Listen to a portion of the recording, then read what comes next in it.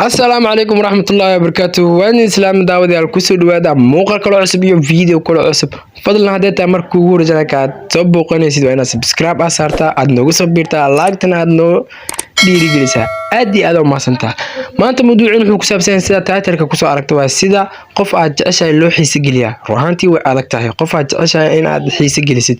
sababtoo ay tahay sagaal shay ayaan ku sii doonaa sagaalkaas shay haddaad samaysid hubaal boqolkiiba boqol qofkaas waad xiise geli kartaa adiga xiriir lahaw ama halahaan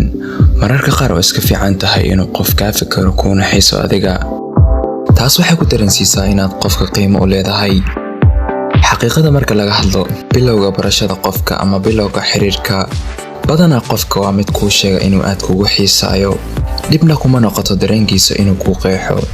laakiin waqti kadib waxa dhacda inuu yaraado xiisii hore la soo sheegi jiray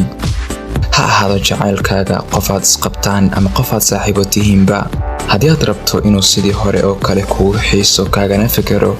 waxaa jira habab cilmi nafsi ah oo aad isticmaali karto kuwaasoo qofka ka dhigi kara mid kuu xiisa kaana fikira adiga hababkaas qaar ka mid ah waa kuwan number 1 ha ku jirin maalin kasta inaad fariin u qorto ama aad wacdo qofka qof markaad u xiisto waxaad rabtaa inaad maalin kasta la hadasho laakiin haddii aad rabto qofka sidaad ugu xiisto oo kale inuu kugu xiiso waa inaad wax yar ka gaabsataa ha wicin mar kasta ha noqon qofka subax kasta dira fariinta subax wanaagsan tani way ku adag tahay gabdhaha waayo way ka helaan qofka inay maalin kasta la xiriiraan laakiin wiilasha sidaas ma ahan way ka ahaan karaan qoftooda muddo mid kale inaad ku qasabto qofka wada sheekaysiga waa wadada ugu dhaqsiyaha badan ee aad qofka maraxnimo ku dareensiin karto haddii aad qofka agtiisa joogto waqtiga badankiisa kuma xiisi karo waayo faraqa ayaadba ugu jirta goortuu rabo ayuu ku soo baxsanaa kulana hadla adiga number 2 si qofka waqti uu kugu xiiso kuma xiisi karo qofka haddii uu daayin ku arkaayo qofka waqti qaas ah ayuu rabaa oo uu noloshiisa iyo dadkiisa kale la qaato soo marka soo helo wax kale oo aad samayso oo ka mashquulin kara qofka ha ahaato hawl waxbarasho iyo wixii la mid ah waa inaad waxyaabo kale samayn kartaa waqtigaagana meel kale gelin kartaa qofka markuu taas arkana xiiso ayuu ku qaadi doonaa number 3 waqti u dhaxaysii intaadan u jawaabin fariimihiisa ama wicitaanadiisa haddii aad tahay qof markii fariin loo soo diraba horey mobilkiisa uga orda kana jawaab celiya hadda iska jooji caadadaas waayo taas waxay ka dhigtaa qof needy ah ama qof ay baahi daran hayso uma baahnid durbadiiba inaad jawaab dhiibto waa inaad ka dhigtaa qofka mid kaa suga daqiiqado jawaabta koowaad dan markaas kadib si caadi ah ula sheekayso qofka haddii aad markasta fariinta si dhaqsi leh ugu jawaabto taas waxay sheegtaa inaadan hayn wax kale oo aad qabato oo aad maantoo dhan isagoo kaliya sugaysay number 4 ka dhig qofka mid kaa fikira adigoo wax u balan qaadaya tani waa wado aad u saameyn badan taasoo qofka ka dhigi doonta inuu waqtiga badankiisa maskaxda kugu hayo ka balan qaad ama u sheeg inaad u sameyn rabto goordhow wuxuu ku farxo waa hubaal uu kaa fikiri doonaa wuxuuna ka fikiri doonaa waxaad u sameyn doonto number 5 si ku talagal ah waxaad adiga leedahay uga tag goobtiisa inaad shay aad leedahay uga tagto guriga qofka ama meel uu joogo isaga